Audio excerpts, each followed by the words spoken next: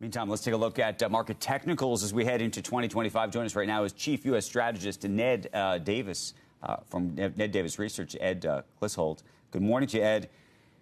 Technically speaking, what do you think? What do the charts show you?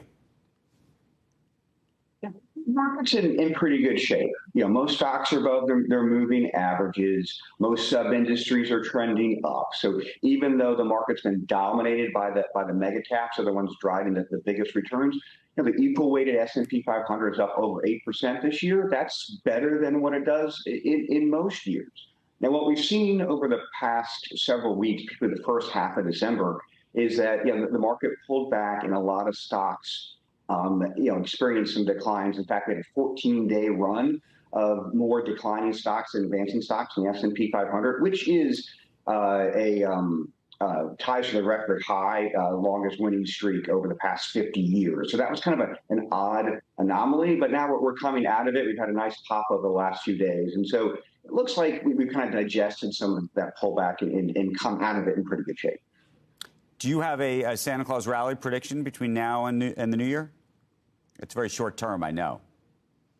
It is, but it's a pretty good indication of how the next year can go, because look, that's the best time of the year. All the tax loss selling is done. Most people have repositioned their portfolios, and so there could be some money coming in the market at the very end of the year. So there's very little reason to sell. So that's really the strongest 5 to 7 days of the entire year. So when you do get the Santa Claus rally, usually it does mean good things going forward. Of course, that's just one data point in the context of everything.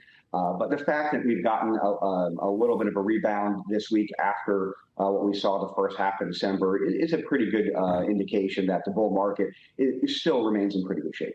We just showed the Russell 2000 on the screen while you were speaking. And the real question is, does this whole thing broaden out? Because we have lived in this sort of Mag 7 land for a very long time.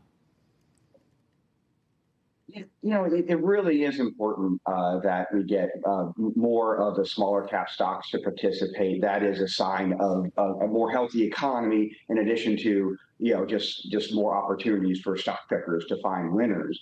The real challenge for small caps is that the bargain investors make with small caps is they get better earnings growth, but you have to deal with the volatility. The last decade, you haven't gotten the better earnings growth. The better earnings growth has been from the mega caps.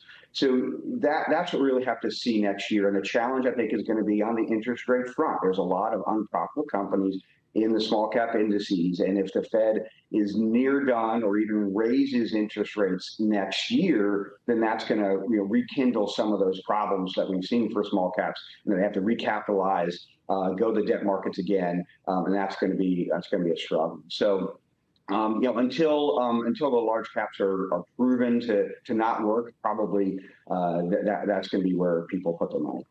And speaking of interest rates, do we recapture the 2024 high on the 10-year yield, 4.7 or so? And because a lot of people are thinking that's going to be the headwind for stocks next year.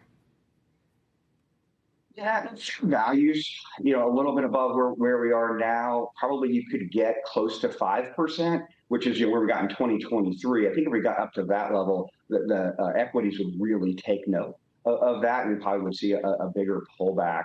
So at some point next year, I think that's going to be the risk. And what it comes down to ultimately is this disinflation that we've seen since 2022, which has been probably the single biggest driver of the bull market. Is that over? Do we get inflation to trickle back up towards 3%? If that's the case, you throw on a term premium on interest rates, and you could see the 10-year getting close to 5% again. So if I were to list my areas of concern for 2025, higher long-term interest rates would be near the top of it. That said, technically, how do the Mag 7 look? I mean, if you look at some of them, like Apple, for instance, Apple hitting a new high in yesterday's session, on pace right now to get to $4 trillion. Some of the others are not too far from their highs as well. Unfortunately, we're not allowed to speak about individual names, but overall, they've held up pretty. So they've held up pretty well as a group. And I think that the challenge as we get into next year is whether or not the earnings growth is going to be really strong for these again. So many of them have such great numbers over the past couple of years. They're probably going to have slower earnings growth just because you can't repeat those massive numbers year over year. And if that's the case, then we'll look to see if they technically can hold up as well.